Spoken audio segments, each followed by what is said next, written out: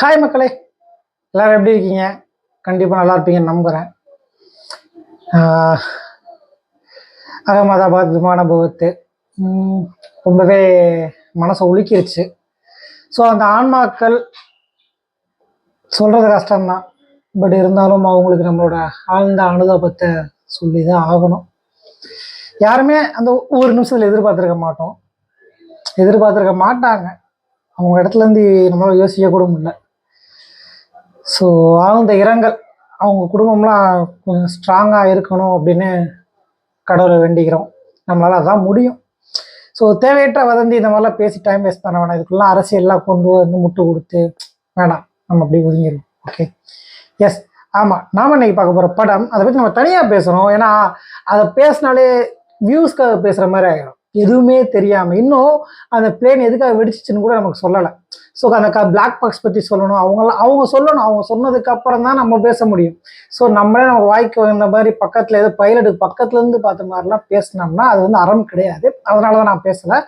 So வாங்க data வீடியோக்குள்ள போக. இன்னும் நம்ம பார்க்க போகிற படம் விமல், சாயாதேவி, கூல் சுரேஷ், அதுக்கப்புறம் யார் இன்னும் நிறைய பேர் நடிச்சிருக்க, சில பரிச்சயமான முகங்கள் நடிச்சிருக்க இசக்கி கார்வண்ணன் இயக்கத்தில் தீபன் சக்கரவர்த்தி இசையில் வெளிவந்திருக்கிற பரமசிவன் பாத்திமா. ரொம்ப நாளாக அந்த பாத்திமான்ற பேர் முஸ்லீம்களுக்கு வைக்கிற பேர், முஸ்லீம் பெண்களுக்கு வைக்கிற பேரே நினச்சிக்கிட்டு இருந்தாங்க. வாங்க டேட்டா வீடியோக்குள்ள போகலாம்.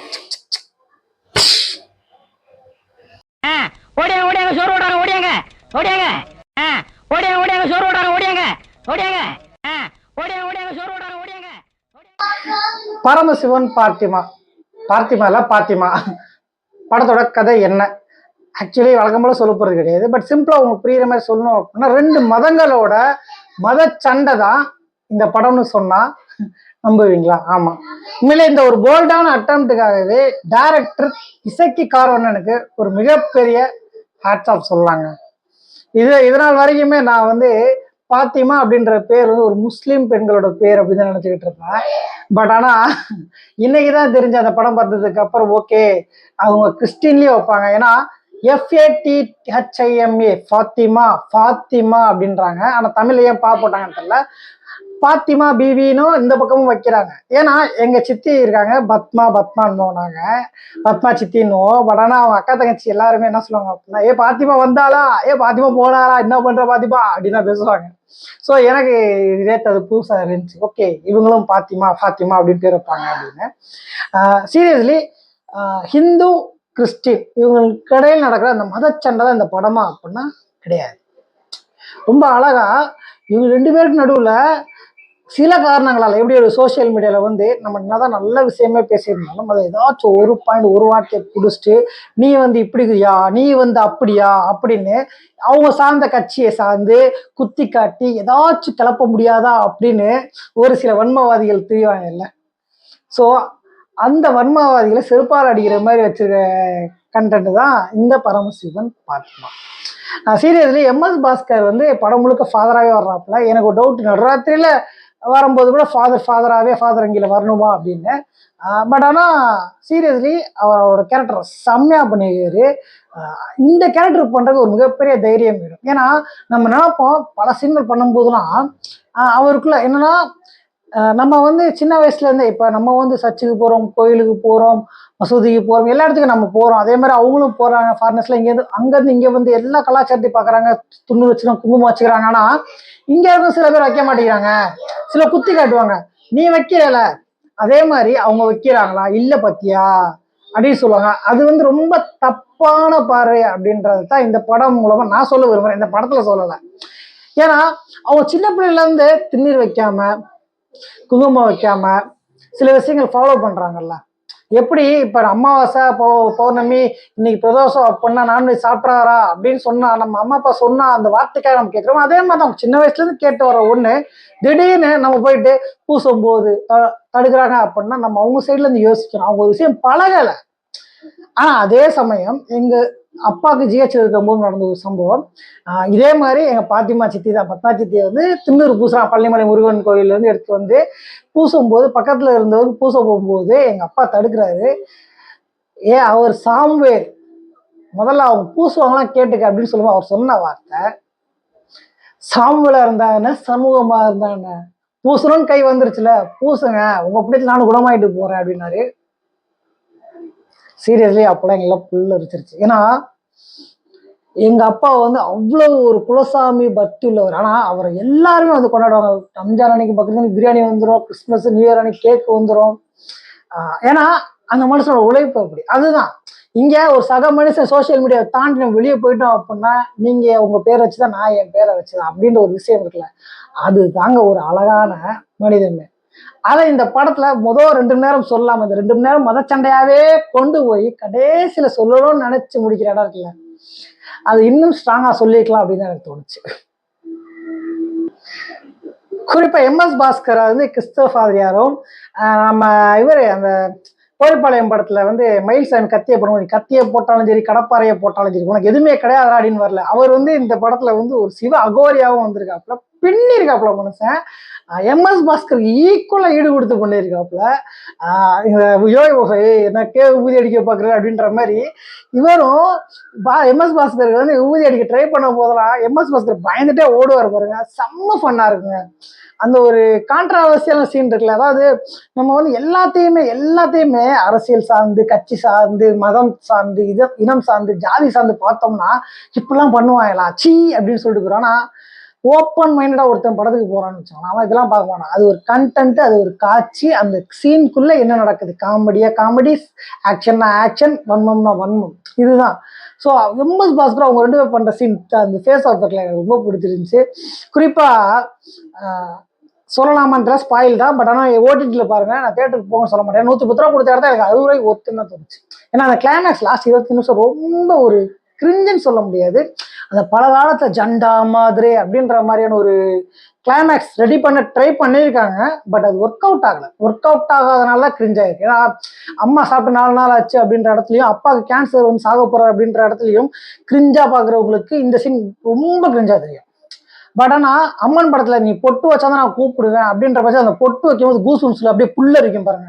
அப்படிப்பட்ட ஆட்களுக்கு வந்து இந்த படம், இந்த கிளைமேக்ஸ் வந்து ஓகே இன்னும் நல்லா பண்ணிக்கலாம் அப்படின்னு தோணும். இதுதான் அந்த வேரியேஷன், வேற ஒண்ணுமே கிடையாது. ஸோ விமல் வந்து அவர் கேரக்டர் பயங்கரமா பண்ணியிருக்காரு. சீரியஸ்லி இந்த கதையை சூஸ் பண்ணி நடிச்சதுக்காக விமல் அண்ணாக்கு ஒரு ஹேட்ஸ் ஆஃப் சொல்லிக்கலாம். சாயாதேவி அந்த படம் புது பொண்ணுன்னு நினைக்கிறேன், மிரட்டி பயங்கரமா பண்ணியிருக்காங்க. அதே மாதிரி அவங்க கூட வர அவங்க ஃப்ரெண்டா ஜெனிஃபர், அந்த பையன் முஸ்லீம் பையன், குறிப்பா அந்த இன்ஸ்பெக்டர், ஏன்னா மலைவாழ் சைடு அந்த ஊர் சைடுலாம் இன்ஸ்பெக்டர் இப்படிதான் இருப்பாங்க அப்படின்றத ரொம்ப தத்ரூபம் நடிச்சிருக்காப்புல. ஏன்னா ஒரு குறிப்பிட்ட கட்டமான இன்ஸ்பெக்டர் லந்து கொடுக்க ஆரம்பிக்கும் போது இன்ஸ்பெக்டர் அப்படிதான் இருந்தாகணும். ஏன்னா நல்லா பேசுறவங்க தான் நல்லா பேசுவாங்க, போலீஸ் அதிகாரி யாரா இருந்தாலுமே. அப்படின்ற பட்சத்துல அப்படி படம் அப்படிதான் நடிக்கணும் அப்படின்றது இருக்குல்ல. ஸோ கண்டிப்பா அவர் அடுத்தடுத்த படத்துல பார்க்கலாம்னு நினைக்கிறேன். கூல் சுரேஷ் டீமா வர்றவங்க, அந்த ஃபிளிக்ஸ் டீமு, அதெல்லாம் என்ன சொல்ற வில்லன் கேங் அப்படின்னு கொஞ்சம் ஏத்துக்க முடியல அப்படின்னாலும் வேற வழி இல்லை, சகிச்சுதான் ஆகணும் படம் பார்க்கும்போது. அது ஒரு உண்மையான ஏற்றுக்கொள்ளக்கூடிய ஒரு விஷயம். அவங்க இன்னும் நல்லா பெட்டரா பண்ணிக்கலாம், இல்லை அவங்களுக்கு சீன் சீக்வன்ஸை இன்னும் நல்லா பெட்டரா காட்டிக்கலாம்னு தோணுச்சு. ஏன்னா எம்எஸ் பாஸ்கர் தான் நம்ம வில்லன் நினைச்சுக்கிட்டு இருக்கோம், ஆனா அந்த மனுஷன் நான் என்னைக்கு வில்லனா பண்ணுவேன் அப்படின்ற மாதிரி ரொம்ப சூப்பர்பா கொண்டு வந்து, அதாவது ஹிந்து சைடு பேசும்போது அவங்க வைக்கிறது நியாயன்றப்ப, எப்பா அவங்க வைக்கிறது நியாயம்ப்பா, இது ஆண்டவருக்கு அடுக்காது, நீ என்ன இப்படி என்ன ஏற்றி விட்டுக்கிட்டு இருக்க, இந்த பாவத்தை நான் பண்ண மாட்டேன் அப்படின்னு அவங்க சொல்றத கேளுன்னு சொல்லும் போது தியேட்டர்ல கூசம் சரிக்க கை தட்டி கத்துறாங்க. சே என்ன பண்றது, கூட யாருமே இல்லை, தனியா கத்துறேன். மொத்தமே 5-6 பேர் வந்திருக்காங்க, 5 பேர் மேல இருந்துட்டாங்க. என்னை மேல போக சொன்னாங்க, இல்லைங்க நமக்கு வந்து கீழே ஹோம் தியேட்டர் எக்ஸ்பீரியன்ஸ்ல பார்க்கணும் அப்படின்னு போனா நான் ஒத்தந்தான் இல்லை. ஃபர்ஸ்ட் உலகத்திலேயே முதல் முறையா ஒரு தியேட்டர்ல, அதாவது இவங்க கடமை செய்கிற படம் 4 பேர் இருந்தாங்க, நான் நடுவில் இருந்தேன், அந்த லாஸ்ட் ஒருத்தர் இருந்தாரு, பின்னாடி லாஸ்ட்ல ஒரு லவ்வர் ஜோடி தனியா பதுங்கிட்டாங்க. பட் இந்த படம் பார்க்கும்போது நான் ஒருத்தன் மட்டும்தான் இருந்தேன். உண்மையிலேயே அது ரொம்ப புது எக்ஸ்பீரியன்ஸா இருந்துச்சு. அந்த மூலையில ஒரு அக்கா மட்டும் கூட்டுறவங்க போல, அவங்க மட்டும் தூங்கிட்டு இருந்தாங்க, அவ்வளவுதான். அதே அந்த பையன் வந்து தூங்கு சொல்லிட்டு போயிட்டான், கேண்டிட பையன். ஓவரால் இந்த படம் வந்து அந்த கிளைமேக்ஸ் இருக்குல்ல, சண்டா மாதிரி அம்மன் படத்துல வர கிளைமேக்ஸ் மாதிரி பயங்கரமா எடுத்திருந்தா, கொஞ்சம் டிஃப்ரெண்டா வேரியேஷன் காட்டி எடுத்திருந்தா நான் இந்த படத்துக்கு 100 ரூபா கொடுக்கலாம்னு சொல்லியிருக்கேன். பட் அந்த 25 நிமிஷம் சொதப்பினது மட்டுமே எனக்கு கொஞ்சம் லேக் இருந்துச்சு. ஏன்னா ஒரு நல்ல படம் நல்லா கொண்டு போகும்போது ஒரு முக்கியமான விஷயம் பேசுது. ஏன்னா எப்படிரா எதை வச்சுரா மத சண்டையை கிளறலாம், எதை வச்சா ஜாதி சண்டையை கிளறலாம், எதை வச்சுரா இவனை வந்து கெட்ட பேர் வாங்கி கொடுக்கலாம், எதை வச்சுரா இவனுக்கு வந்து ஒரு இது பண்ணலாம். ஏன்னா நாமளே நிறைய விஷயம் நல்ல விஷயங்கள் பேசிட்டே இருக்கும், ஒழுக்கமா இருக்கணும் நேர்மையா இருக்கணும் சொல்லும்போது பூமர்னு சொல்ற கேரக்டர், கிரிஞ்சுன்னு சொல்ற கேரக்டர், நம்ம வந்து பிளே பாய் அந்த மாதிரிலாம் நிறைய எவ்வளோ இதெல்லாம் இந்த வயசை சொல்லி செஞ்சிருக்க மாட்டான், இதெல்லாம் புள்ளி வச்சா இப்படி போகும்போது நம்மளை எப்படி டார்கெட் பண்ணலாம் அப்படின்னு ஒரு பெருங்கூட்டம் இருக்குல்ல சோசியல் மீடியா. அந்த சோசியல் மீடியாவில் அந்த பெரும் வன்ம கூட்டத்தை ஜாம்பீஸை என்ன சொல்றது, கால்நடை மிருகங்களா இல்லை பிணங்களா, அந்த கேம் ஆஃப் த்ரோன்ஸ் அழகா வரும்ல நடைப்பிணங்களா அவங்க செருப்பாலே அடிச்ச மாதிரி இருந்துச்சு. ஏன்னா நம்ம நினைக்கிறோம் இது பியூரா மதச்சண்டையை மட்டுமே பேசிட்டு போய் படத்தை முடிச்சிருவாங்க அப்படின்னு. ஆனா இல்லை, படம் பேசுற விஷயமே வேற. ஸோ ஓவரால் இந்த படம் எப்படி இருந்துச்சு அப்படின்னா எனக்கு ஓகே அப்படின்னு தான் தோணுச்சு. பட் ஓடிடியில் வந்ததுக்கப்புறம் பாருங்கள், கண்டிப்பாக தேட்டரில் வந்து தூக்கிடுவாங்க என்னையோட. ஸோ ஓடிடியில் வந்ததுக்கப்புறம் பாருங்கள், கண்டிப்பாக உங்களுக்கு பிடிக்கும். என்ன ப்ரொமோஷன்ஸ் இன்னும் நல்லா பண்ணிக்கலாம்னு தோணுது. ஒருவேளை இதெல்லாம் மக்கள் வேர்ட் ஆஃப் மவுத்தில் ஓடும் அப்படின்னு நம்பினாங்களான்னு தெரில, இல்லை இதுக்கு மேலே போனால் அது அரசியல் காழ்ப்புணர்ச்சியில் ஏதாச்சும் பிரச்சனை வருதுன்னு நினச்சாங்களான்னு தெரியல. பட் ஓவரால் இந்த படம் வந்து பேசின விஷயம் ரொம்ப கரெக்டான விஷயம். அது இன்னும் சரியாக அழுத்தி பேசியிருக்கலாம் அப்படின்றதான் என்னோட கருத்து. ஒருவேளை பிரச்சனை வருவோம்னு பயந்து அவங்க பேசின மாதிரியும் தோணுச்சு. மற்றபடி இந்த படத்துக்கு நான் தர ரேட்டிங் எல்லாம் ஒன்றும் கிடையாது, ஆஸ் யூஷுவல் தான். இந்த படத்துக்கு இவ்வளோ தூரம் சொல்லிட்டேன். நீங்கள் தேட்டருக்கு போகிறது அவங்க விருப்பம். கண்டிப்பாா ஓடிடியில் பாருங்க, ஒர்த்தான படமாக தான் இருக்கும் அப்படின்னு சொல்லி முடிச்சுக்கிறேன். இத்துடன் உங்களோட இருந்து விடுகிறது உங்கள் ராபின் அன்பின் காதலன். பாய். எஸ், மறக்காம இந்த வீடியோ பிடிச்சாலும் லைக் பண்ணுங்க, குறைகள் இருந்த கமெண்ட்ல சொல்லுங்க, உங்க ஃப்ரெண்ட்ஸும் ஷேர் பண்ணுங்க. பாய்.